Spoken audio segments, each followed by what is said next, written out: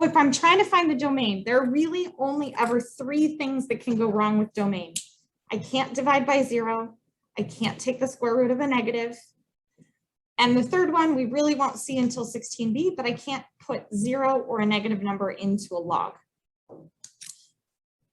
Here I have 2 things going on. I have a fraction, which means my denominator cannot be equal to 0. And I also have a square root. So kind of together collectively, that's telling me that x squared minus x minus 6 has to be greater than 0. It can't be or equal to, because or equal to would make me divide by 0. Since I have an inequality and the power on x is greater than 1, personally, I'm going to factor this. So I've got x minus 3 times x plus 2. And then I would get a number line going with -2 and 3 on my number line, and then choose test points. Now, this is not the only way to go through this, but I think it's a pretty efficient way to go through this. So if I think about test points of 0, 4, and -10, those are chosen arbitrarily. I just need a point kind of in each region of that number line. Well, if I plug in 0 for x, and it doesn't matter which of these we plug it into, but the question is, when I plug in 0 for x, do I get something that overall is positive or overall is negative? And if we plug in 0 for x in the top one, 0 minus 0 minus 6, overall that's negative. Which means I do not include that portion.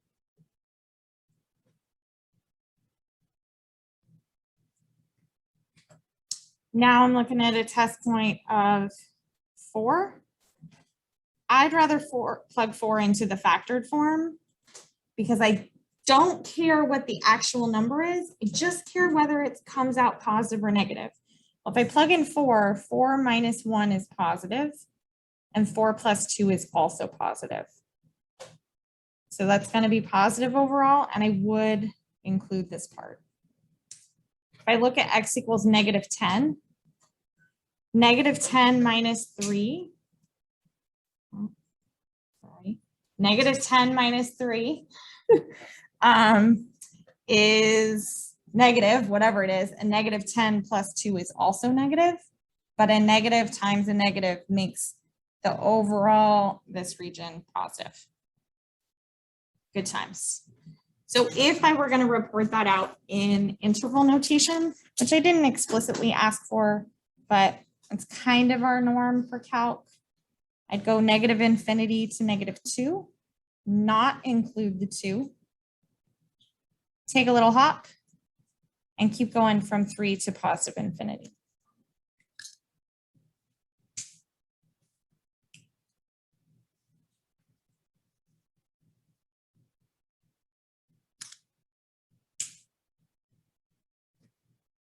I'm pausing for a second for questions. People in the room, thank you. People in the room are writing, not seeing questions on Zoom. Yeah.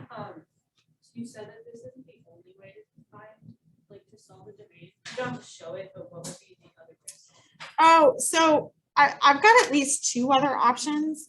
So one is actually, and it's not so much the, well, one, if you know what the graph looks like, then you can, that's always fair game. If you can graph the thing, that's always fair game for domain. I don't actually know what that graph looks like. So that's not where I would go personally. There are other options for solving the inequality, right? So one option for solving the inequality is not to try to graph this overall function, but if I just wanted to solve x squared minus x minus 6 is greater than 0, I know that that's a parabola that points up. So I know that it has positive values on the edges and negative values in the middle.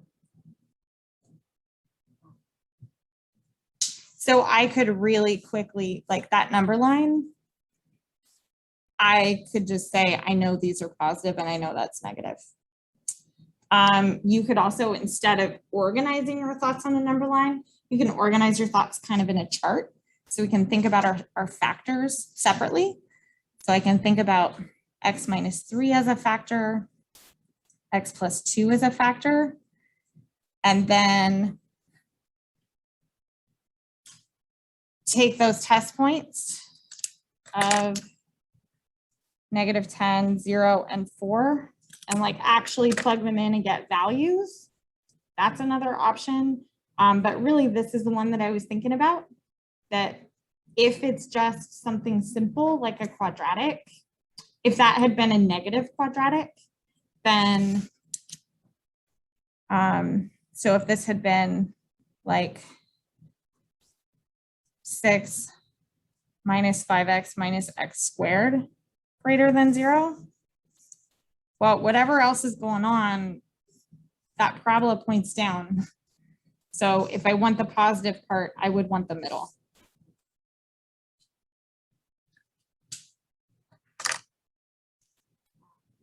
Yeah. Sure. So the coefficient on the x squared term is what's telling me whether it's concave up or concave down. So in this case, the coefficient on the x squared term was negative, but here it's like an invisible +1. And it's the sign on that coefficient that tells me which way it's flipped.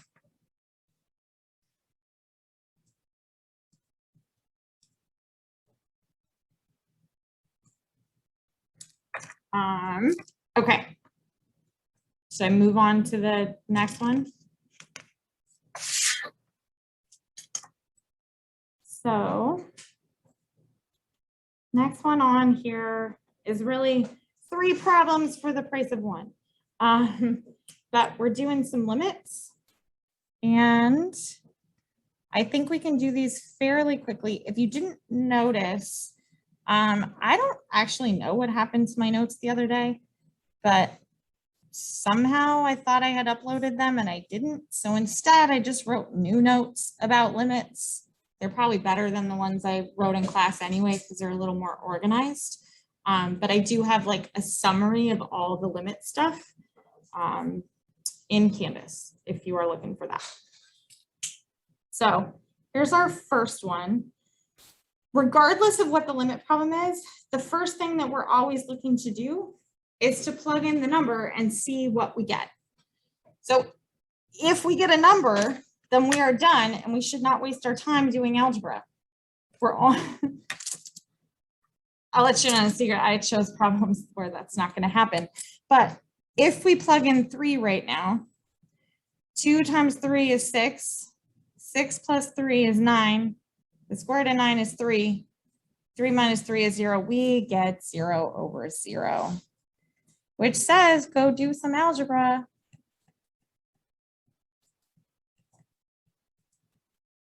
And the algebra that we're going to do when we have square roots is to multiply by the conjugate. So I'm going to take that whole thing and multiply by the conjugate of what is, of the part that has the square root. So my conjugate would look like the square root of 2x plus 3 plus 3. And so that I don't change the problem, I'm going to want to multiply both the numerator and denominator by that conjugate. Well, the whole point of doing some algebra for 0 over 0 is to try to find a factor that's going to cancel out. So that means this x minus 3, that's the part I'm trying to make cancel out. I don't want to distribute the bottom, or I'm going to lose the piece I'm trying to make cancel. So I want to leave that x minus 3 alone in the denominator, but in the numerator, I got to distribute that garbage out. Square root of stuff times square root of exactly the same thing is going to leave me with 2x plus 3. The whole point of multiplying by the conjugate is so that those middle terms cancel out. So I'm not going to bother writing them. We'd have a positive thing and negative of exactly the same thing. But -3 times +3 is going to give me -9. And then in the denominator, like I said, I'm going to leave that x minus 3 grouped together, because that is what we're hoping is going to go away. On the top, if we clean that up just a little bit, 3 minus 9 is going to give me -6. And then I'll be able to factor a 2 out. And I know I'm going through this a little bit quickly, but feel free to slow me down if you need to.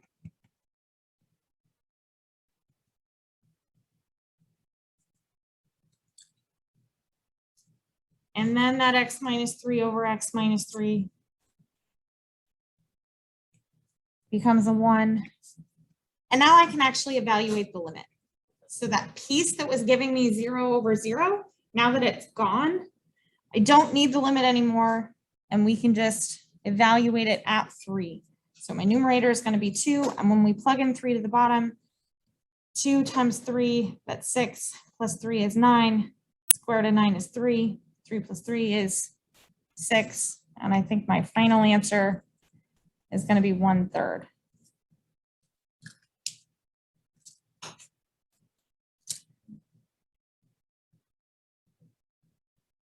Questions, comments, or answers about that before I move on? Yeah. This guy? Yeah. So I kind of did 2 steps at once. So over here, that 3 minus 6, I combined that, 3 minus 9, I combined together to be -6. So that this whole thing became 2x minus 6. And that's what let me factor a 2 out. Yeah.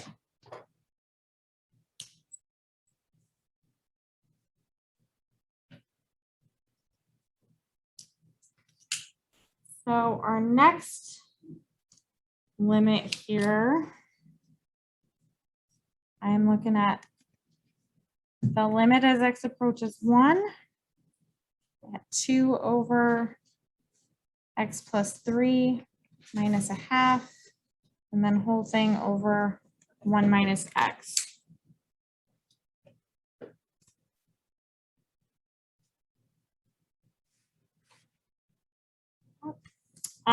First thing that I'm going to try with any limit problem is to plug the number in. But when you do, I think we should get 0 over 0, which is telling us, hey, go do some algebra.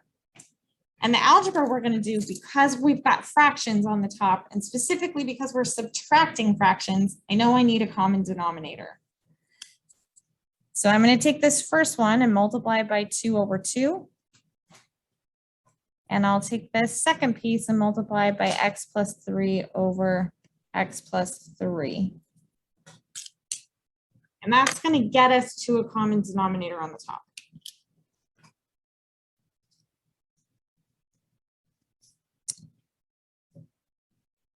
So on top, I'm going to have x plus 3 times 2. 2 times 2 will give me a 4. And then I'm going to be careful to distribute that minus sign in so that I'll have minus x minus 3. And then that entire thing is divided by 1 minus x.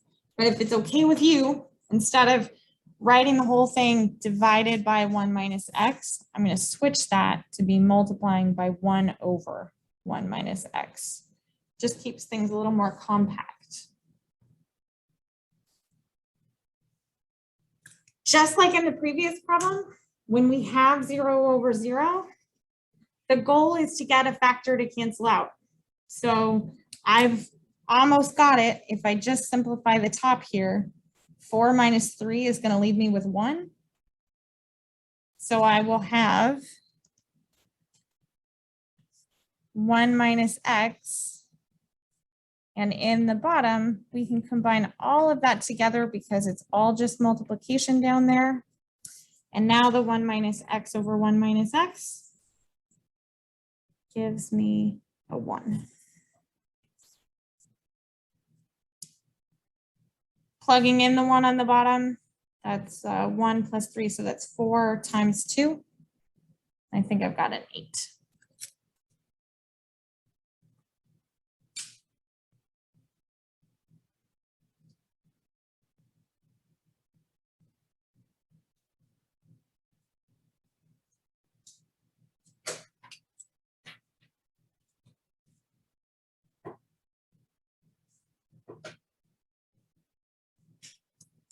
And the last one in that limit section is kind of what we were talking about last time, these limits to infinity. 12x cubed minus 3x squared plus 1 and 4x cubed plus 17x minus 9. So our textbook gives us a shortcut for it. Most of the time, we're not allowed to use the shortcut and we actually have to show the work, but that's entirely dependent upon instructor. So do we get to use the shortcut?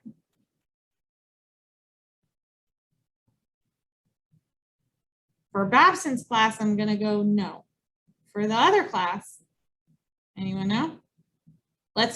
We can't use it or we don't know. Okay, so let's be safe and assume that we have to do the algebra. Oh, there's a question on the previous problem before I move on. So let's address that. So the reason that I multiplied by 2 over 2 and x plus 3 over x plus 3 is that kind of our algebra tricks for getting through limit problems usually fall into one of 3 categories.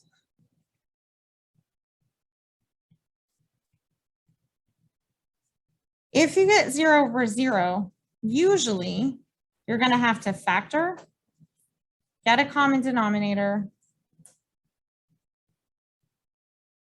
or multiply by the conjugate.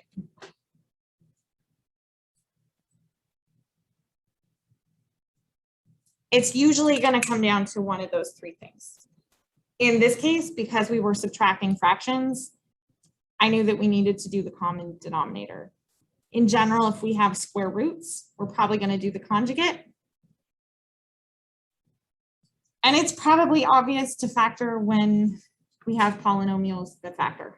But that's why I was multiplying by the 2 over 2 and x plus 3 over x plus 3, because I was working on getting a common denominator.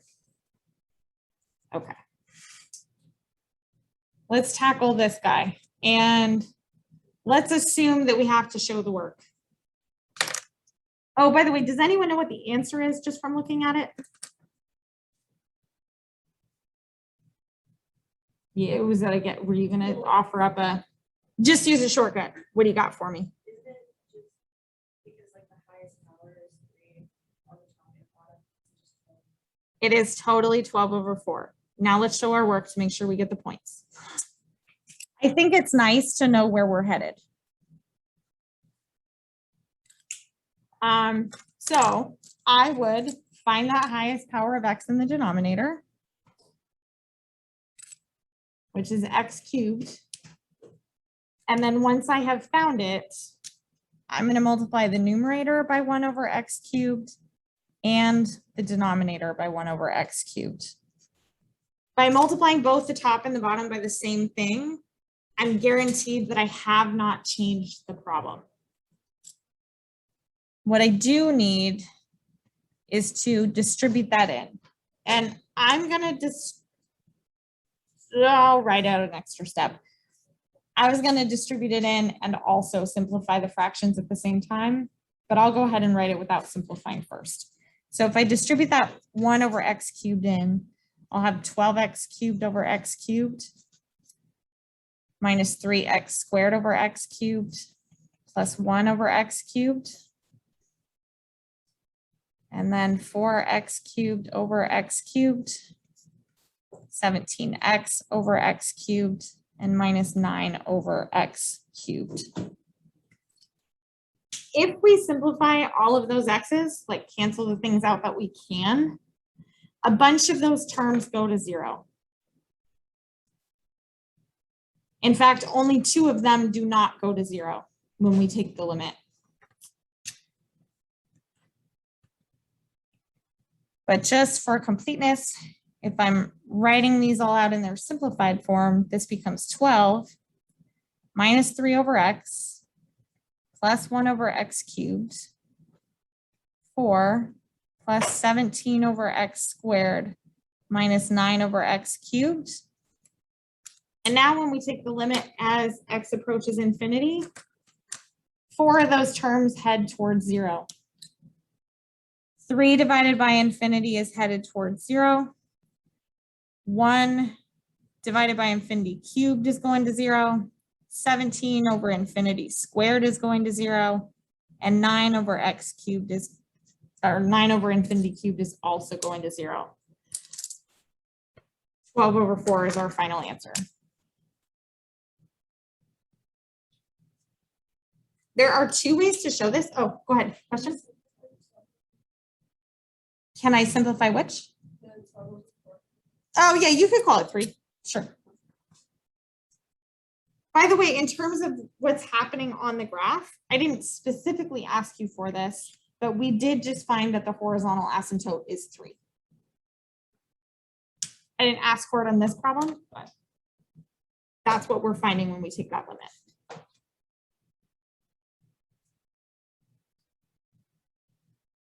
Okay. I think we're doing good on time. I'm just going to keep going through these problems.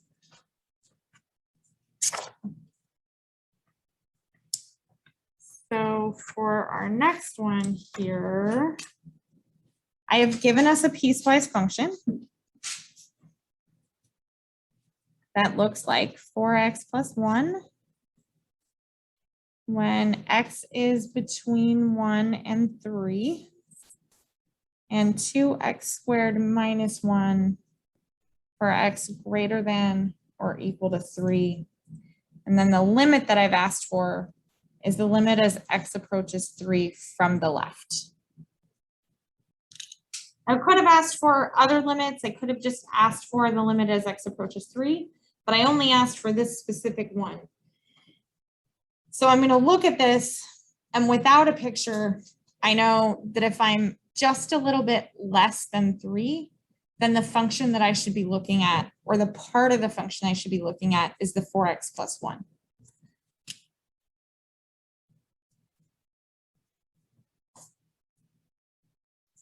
What do we do with the limit problem? We plug it in.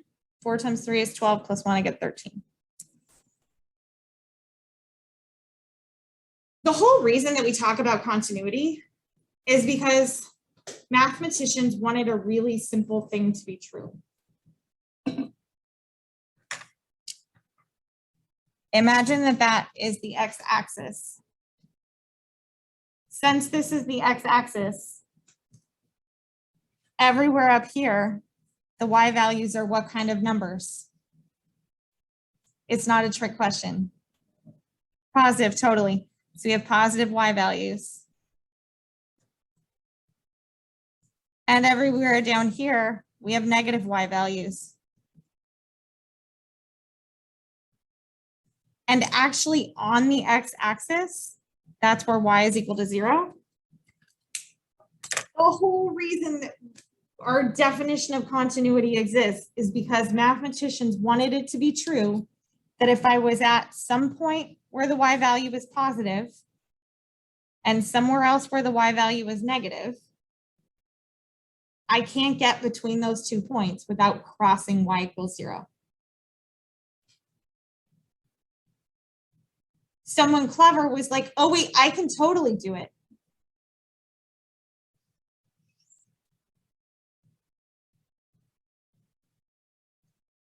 A mathematician said, nope, we're not going to allow that.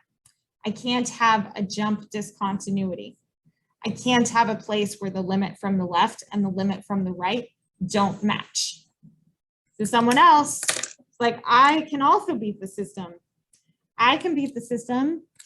I will just have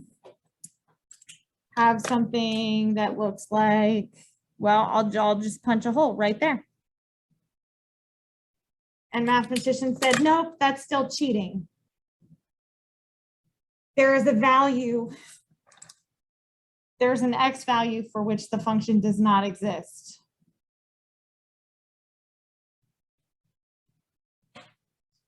So mathematicians were like, okay, how do we stop these people from cheating?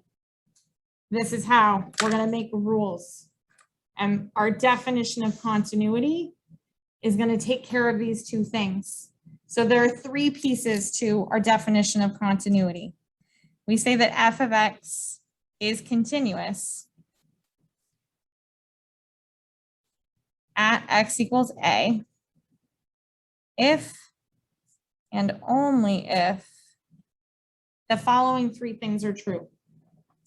So the first one is the function has to be defined there. We can't just have this open circle thing going on. So f of a must exist. The second one is to get around this idea that my limits are not going to be the same from each side. So the limit as x approaches a from the left of the function has to be the same as the limit as x approaches a from the right of the function. Now there's an alternate way to write that. And the alternate way to write that is to just say that the limit as x approaches a must exist. Functionally, almost all of the time, we're checking the limits from the left and the right. So I just choose to think about the definition that way. And then the last part here, I am not trying to say that the number 1 is equal to the number 2, but I do mean that the value that we get for 1 must be equal to the value that we get for 2.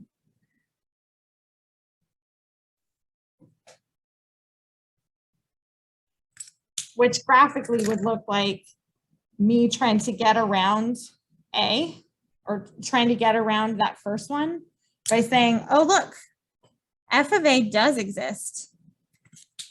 It's just that point up there. So neither of these two functions are continuous because both of these fail at least one of these parts of our definition of continuity. So now let's take a look at the problem. So the problem that I wrote, there are kind of two ways that a continuity question get asked. You might just be asked to show that f of x is continuous, or this is kind of the other way, the other pretty common way to write a continuity question. So find A if we need this function to be continuous. We've got ax minus 3 for x less than or equal to 1. So 3x plus x squared for x greater than 1.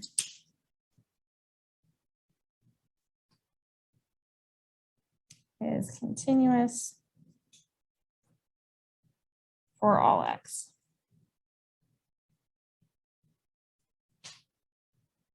Okay.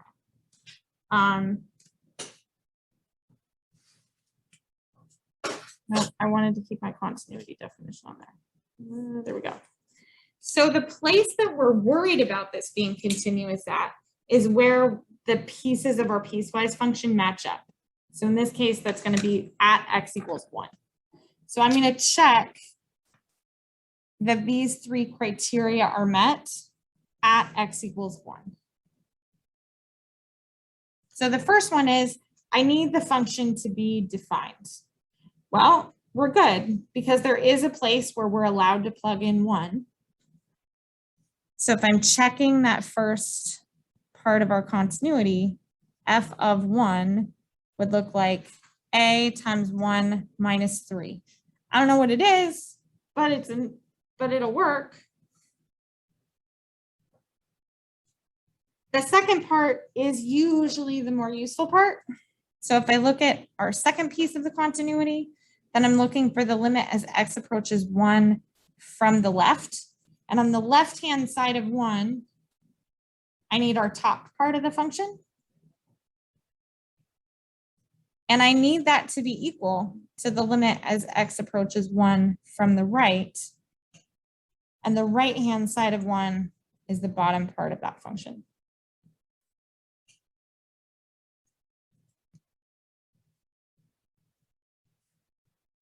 So if I plug in 1 for x, I'm going to end up with a minus 3. And over here, when I plug in 1 for x, I think I get 4. 1 squared plus 3 times 1, yeah. Which means a would be equal to 7, which was our objective, is to find the value of a. Part of what you're being graded on is correct use of mathematical notation. So it is important in the problem to actually write out the limit pieces and not just plug in the 1 from the left and the right. Had a couple of questions. One over here. That was the question? Was that also your question? Okay. Oh, so I looked at where they're matching up. So like the 2 pieces of this piecewise function are glued together at x equals 1. So that's the place where I need to check to make sure that we don't have different values from the left and the right. I need to make sure that they actually line up. So if this had said for x less than 4 and for x greater than or equal to 4, then I would be checking at 4. If this had said for x less than 0 and x greater than 0, then I would be checking at 0. But I'm always checking at wherever the pieces are matching up. Does that make sense? So if I literally changed this to say a different number here, then I would be checking at x equals 5. And 5 would be the number I was plugging in everywhere. Yeah. But so that that's not confusing in the notes later, I'm going to put it back.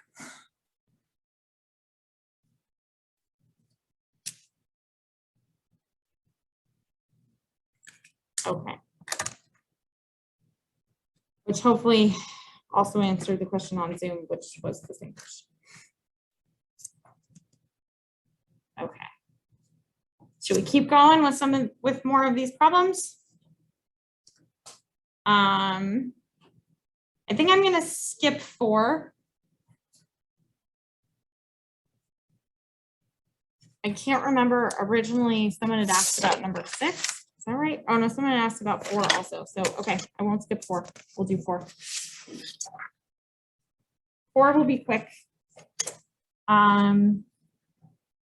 Because 4 should be the graph of a function that we know. G of x is equal to the absolute value of x minus 4 plus 1. So we can graph it and state the domain and range from there.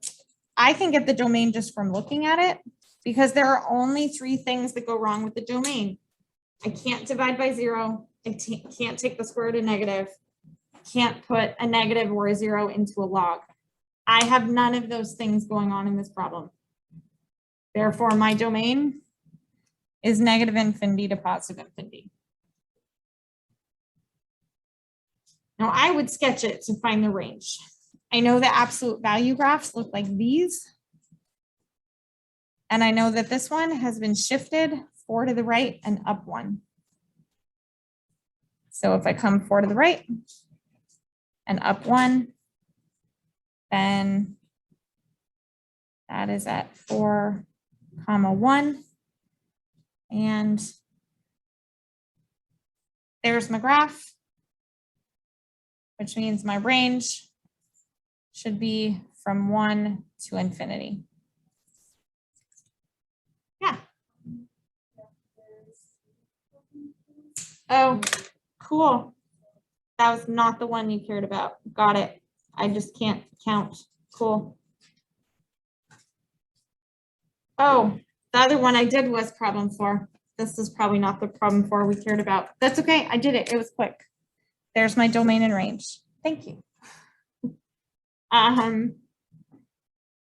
Number 6 is a finding all the vertical and horizontal asymptotes problem. And just from my quick look through For those of you that had already turned in these problems, I think we should talk about this one. So this is a pretty common test question, like to give you a function and to have you find all the asymptotes. So I think it's worth taking a look at. I don't know what we want to start with. I'll go ahead and start with vertical asymptotes. And for those vertical asymptotes, my candidates are anything that makes the denominator 0. And I think I've given us something that factors, which means 2 and -1 are my candidates. That does not mean that they are actually vertical asymptotes. They could be holes. And the way that I'm going to figure out whether those are vertical asymptotes or holes really is by factoring the numerator. But formally, it's by taking the limit. So if I take the limit as x approaches 2 of our function, 2x squared minus 8 over x squared minus x minus 2.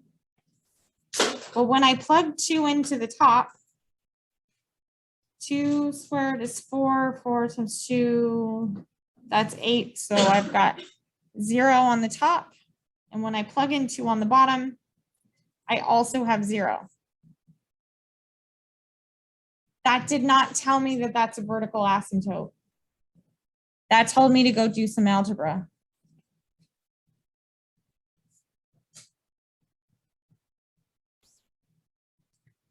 So if I factor the top, I know I can pull a 2 out, and then I'd have x squared minus 4. The bottom we already had factored as x minus 2 times x plus 1. And now on the top, I can keep factoring and call that 2 times x minus 2 times x plus 2. And then on the bottom, I've got x minus 2 times x plus 1. Those factors will cancel out. And now when I plug in the 2, I get 8 on the top and 3 on the bottom. I did not get a number divided by 0. This is not a vertical asymptote.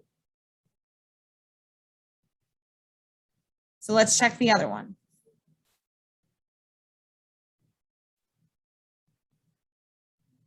So if I take the limit as x approaches -1, going back to our original equation, if I plug in -1, -1 squared is +1, which makes that 2 minus 8 or -6 over 0. This is a vertical asymptote. X equals -1 is the vertical asymptote. Because we got a number divided by 0. Now, if we need to show the limits from the left and the right and to figure out whether it's sort of a positive infinity or a negative infinity, we can definitely do that. So if I break that apart to look at the limit as x approaches -1 from the left, and I'm going to be lazy and just write f of x. So the only difference if I'm looking from the left or the right is I need to figure out that 0 on the bottom. I know it's really, really close to 0, but is it like a positive thing or a negative thing? So I've got -6. And if I pick a number a little bit less than -1, thinking about a number line, here's -1. A number a little to the left of that might be like -1.1. I just care about whether the bottom is positive or negative. So if I put in -1.1 here, that's negative. If I put in -1.1 here, that's also negative, which means this is a slightly positive 0, and that's going to -infinity. I don't know whether you have to deal with that subtlety there, or if it's enough to just get to a number over 0 to say it's a vertical asymptote. If I were looking at the limit as x approaches -1 from the right, so now I'm thinking a number over here like -0.9.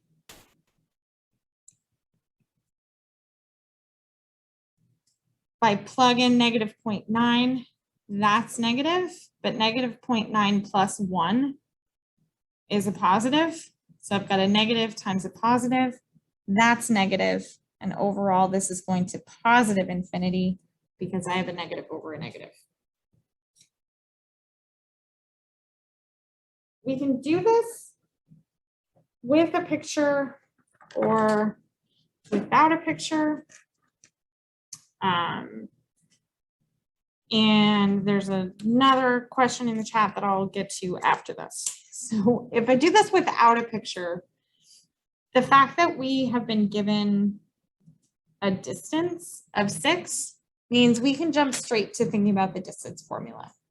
So our distance formula is a little bit clunky, but it can be written as like x2 minus x1 whole thing squared plus y2 minus y1 whole thing squared, and then shove the entire thing under a square root. So if we know that the distance is 6, that side will be a 6, and in here, we can just start plugging in the points. So I'd have 3 minus 1 squared, and then y minus -5 squared. I'm going to go ahead and square both sides, just so that I'm not dragging this square root around anymore. And I wrote 3 minus 1, but I meant 3 minus 2 because that's actually the x value here. So 3 minus 2 is 1. 1 squared is 1. And then over here, I'm going to have y plus 5 squared. You could multiply that out and then hope it factors. And if it doesn't factor, use quadratic formula. But it's like already almost solved for us. So it would be more work to do that. Instead, I'm going to subtract 1 from both sides so that I've got 35 is equal to y plus 5 squared, and then just take the square root. Yeah. Oh, it's stated in the problem. Yeah, sorry. It's my handwriting. Yeah. So I would just take the square root of both sides, remembering that because we're coming from solving something squared equals a number, we need to think about both the positive and negative square root of 35. So I would just say y is equal to -5 plus or minus the square root of 35.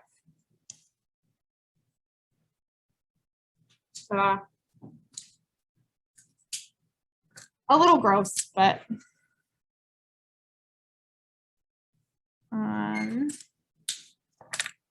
and questions, yes.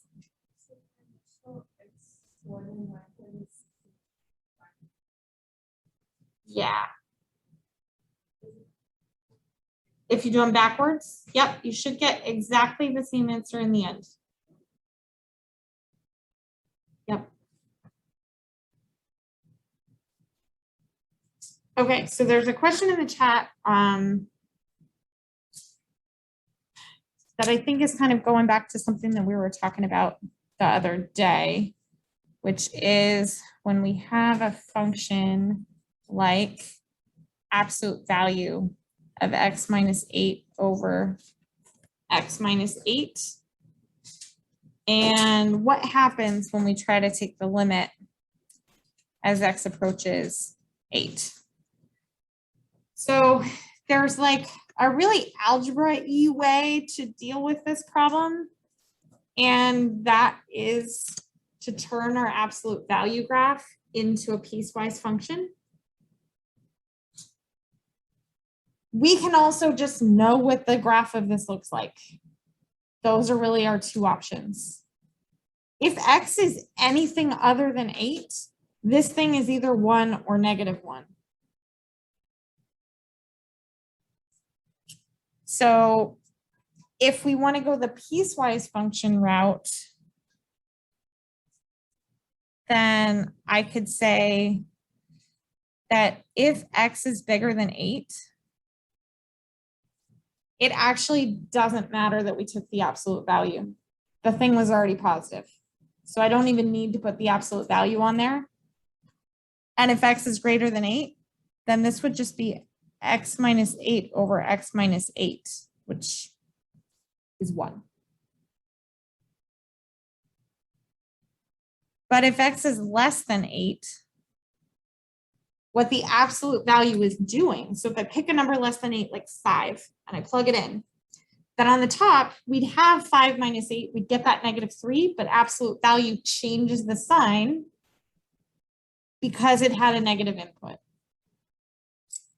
So because these are going to lead to negative numbers on top, we can replace it with that and end up with -1. So as a graph, this graph, here's 8, cruises along at -1, and then switches to cruise along at +1. So the reason that the limit is undefined is because I really have to think about this from the left and the right. And the limit as X approaches 8 from the left of f of X is equal to -1, which does not match the limit as X approaches 8 from the right of f of X, which is +1. And because those limits are not the same, we say the limit does not exist.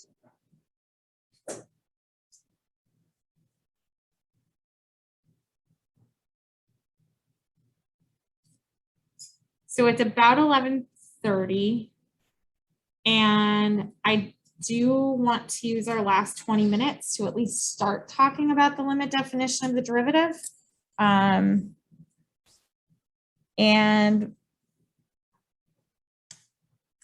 go from there.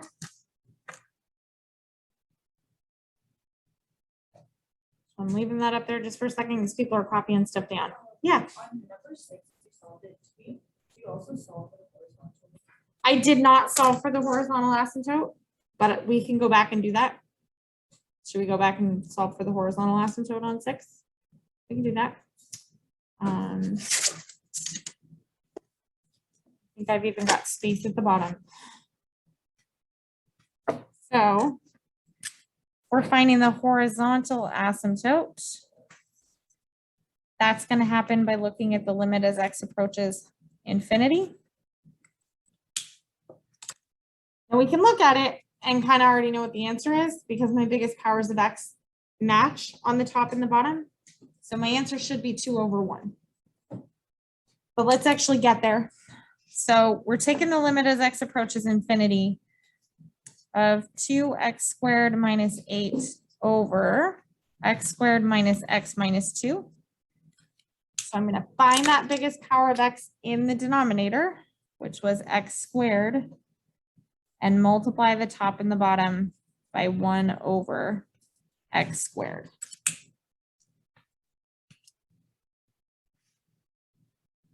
When I distribute that through, I will have 2x² over x² minus 8 over x², x² over x² minus x over x², and minus 2 over x².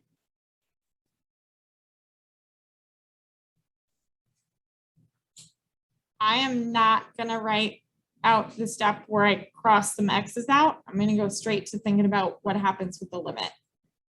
Well, x² over x² is going to 1, so 2 times 1 is 2. As x approaches infinity, I've got 8 over infinity, so that's going to 0. x² over x² is 1. X over x², one of those will cancel, and that'll be like a 1 over infinity, so that's going to 0. And 2 over infinity squared is going to 0, and I get 2 over 1.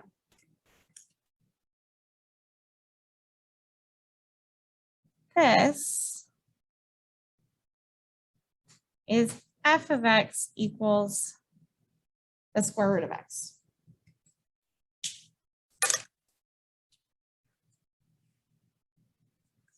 I'm gonna give me 2 nice x values that we can plug in and actually evaluate at without me having to pull out a calculator.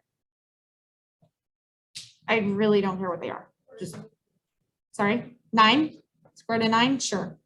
Give me one more x value that's easy to take the square root of. Sure. Okay, I got a 4 and a 9. So here's x equals 4. Okay, we'll call that x equals 9. So if I came up here to 4,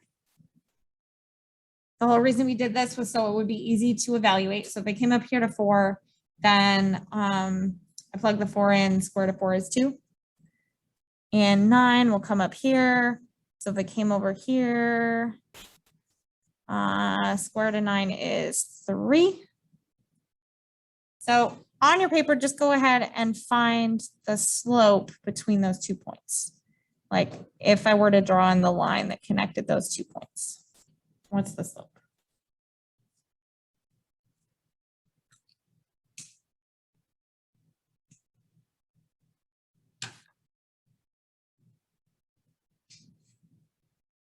You can probably do it in your head.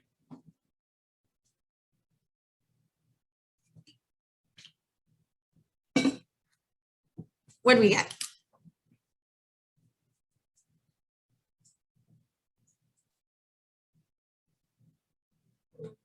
Be brave, be brave. People got 1 over something because the top should be my change in.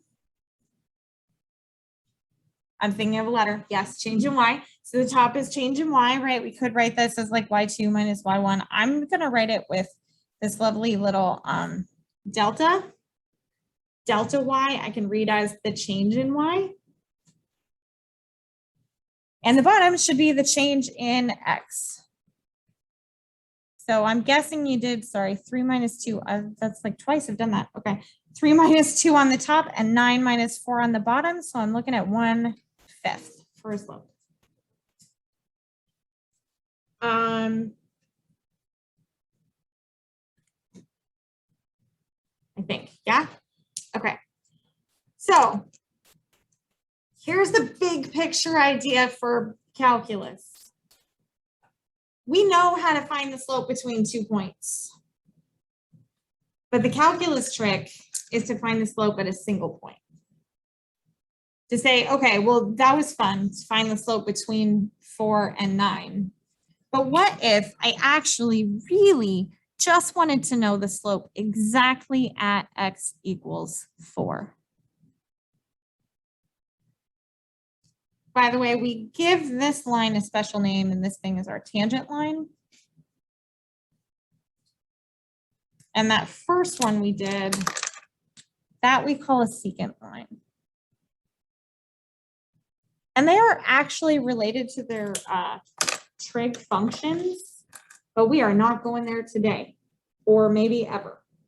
It is important that we know that that label of tangent line means that we're looking at the line that touches the graph just in that one spot and matches up with the slope exactly in that one slot. So here's what the clever mathematicians did. They said, hey, well, if we know how to find the slope between 2 points, let's just do that. So I'm just drawing the same picture over again, but it's going to get too messy if I keep drawing on top of it. So I'm like zooming in at this point here at 4. So here's 4, we go up to the graph, we come over here, we know the y value is 2. So here's what the mathematicians did. They said, well, rather than going all the way over here to 9, let's just take a short little hop. So if I hop from 4 over here, h, because we're hopping. So if I hop this over, I'll be at 4 plus h. I actually really have no idea why we use H. Probably is a French word.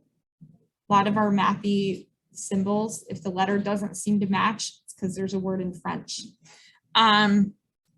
So I just think about it as we took a little hop. We came over here to an X value of 4 plus H. So if I come up to the graph and then I go over to find the Y value, well, I don't really know what it is, but I could write it as the square root of 4 plus H because that was my function.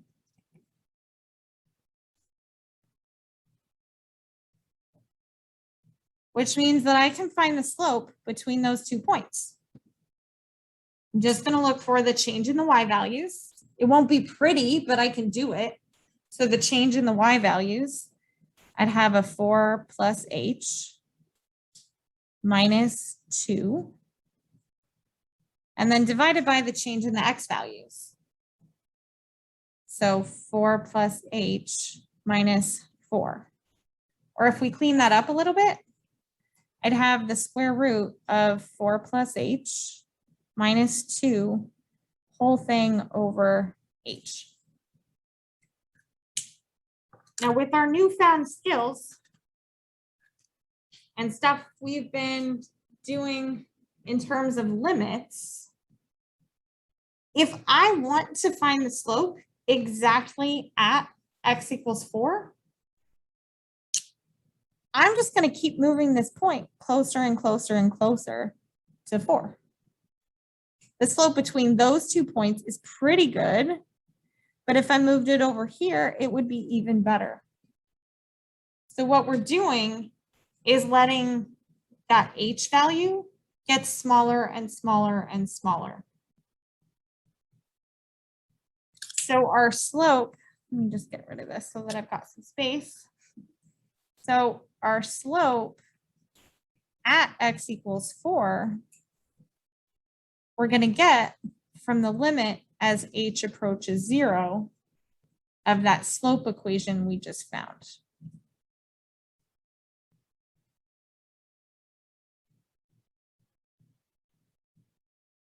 And now that we know how to evaluate limits, we can actually answer that question.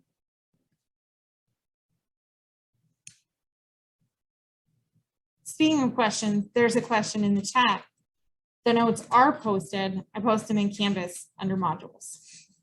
And if anyone is not in Canvas, because I know that there are a couple of people who decided to just come, which is totally fine without enrolling. If anyone's not in Canvas or you dropped and you need me to add you back to Canvas, let me know right after class and I'll just do it really quick before I forget. Okay, so let's actually finish this off and figure out what the slope is at 4. Since we've got a limit problem, first thing I'm going to try with any limit problem is to plug it in. But if I plug in 0, I get 0 over 0. So we have to do some algebra. Since we have square roots, the algebra that I'm going to want to do is to multiply by the conjugate. So I'm going to have the square root of 4 plus H plus 2 over the square root of 4 plus H plus 2.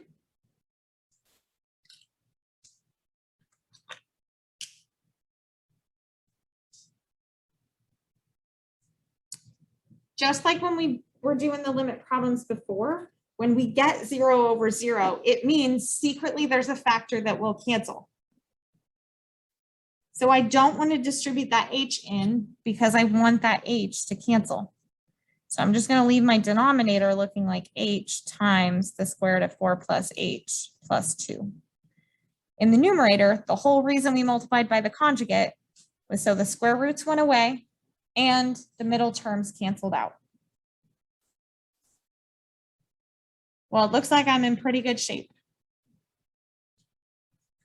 So now I've got the limit as, H approaches 0. On the top, the 4 minus 4, that's going to cancel out. And that H over H is going to turn into a 1. I get a 1 on the top And if I plug in 0 for h here, square root of 4 is 2. I think I get a 4. So 1/4. So the slope at x equals 4, it turns out, is equal to 1/4. Now I did this for a specific function and at a specific point, but more generally, just so that you have something in your notes, more generally, we define the derivative and we have different notation for it. Here are a couple of notations. Oh, I just used the word derivatives. We define the derivative. We can write it as an f with an apostrophe, but we read this as f prime. We can write this as dy dx, where the d is really like a small change in y over a small change in x, but we would read that as the derivative of y with respect to x.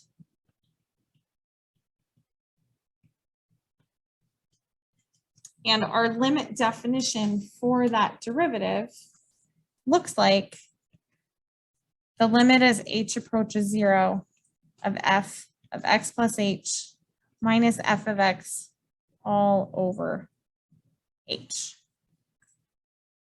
Now I did it at a particular x value for this previous problem, right? We looked at the slope at x equals 4.